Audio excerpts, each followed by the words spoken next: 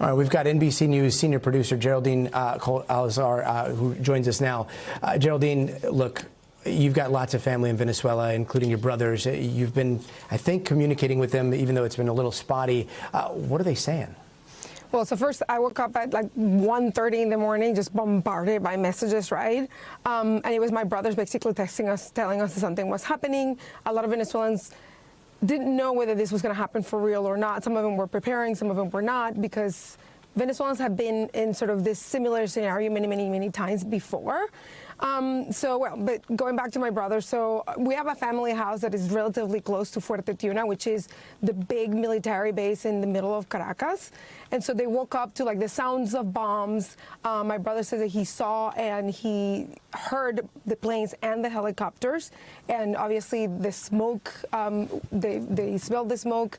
And then in the east of the country, of Caracas, my other brother lives, and he says that his house shook every time a bomb happened, and he's near La Carlota, which is one of the airports in Caracas that we think was one of the targets overnight. Yeah, so, and, you know, I have a lot of aunts and uncles and cousins also who basically stayed home all day, hunkering down, just because of the uncertainty of what was going to happen, if there was going to be another strike. You know, just a lot of like sort of like craziness waking up to this bombardment, which is something that Venezuelans have never ever seen in their lives, you know.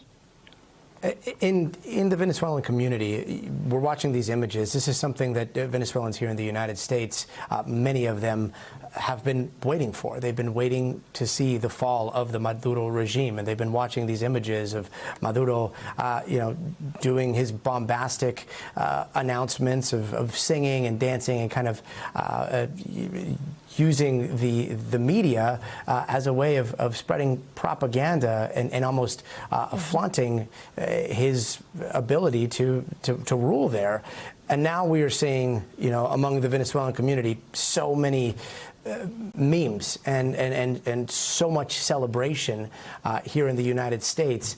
And yet there is a little bit of nuance here, and there is a little bit of trepidation as to what comes next, right? How do you see the Venezuelan community here in the United States reacting to the news? Well, so I've been talking to a lot of people, both here in the U.S. and in Venezuela. So like the kind of like the initial sort of like reaction to all of this was like a lot of excitement, a lot of jubilation, like they couldn't believe that this is happening. But then as the dust was settling, literally, of these bombs, right, people then started realizing that, like, wait a minute, what does this really mean? Like who was taken, who was not taken. Like there was a lot of things that we didn't know until Trump came out at his press conference at 11 a.m. Eastern time, right? So there was like a lot of joy, but also at the same time a lot of uncertainty. And now that we know a little bit more about how the bombardments were planned and how they were executed, then the uncertainty remains, because it's like, okay, it's, you know, it's the government of the United States who's going to be sort of ruling Venezuela, but what does that exactly mean? Is Delcy Rodriguez, who is the vice president of the Maduro, really going to play a vital role, or are we going to see Edmundo González Urrutia come in as the president who was elected last year, whose election a lot of people say was stolen, right? So again, a lot of excitement, a lot of jubilation, but at the same time, a lot of uncertainty. You know, my brothers and sisters-in-law tell me that in Caracas specifically, people only went out today to buy gas and to buy the necessities that they didn't have at home. Everybody else sort of like stayed at home. It's been very quiet now as nightfall starts, you know. They haven't seen a lot of cars on the road. And people are just kind of waiting and see what's going to happen next. Is there going to be a second strike potentially? Or are we going to see sort of like this partnership between the U.S. and somebody in the current Maduro regime come into play? Geraldine, I do want to ask you about Maria Corina Machado, who just won the Nobel Peace Prize. She is the leader of the opposition, and yet she was kind of snubbed by the president a little bit earlier today, maybe indirectly, but he seemed to say that she didn't have the support of the Venezuelan people. Is that true?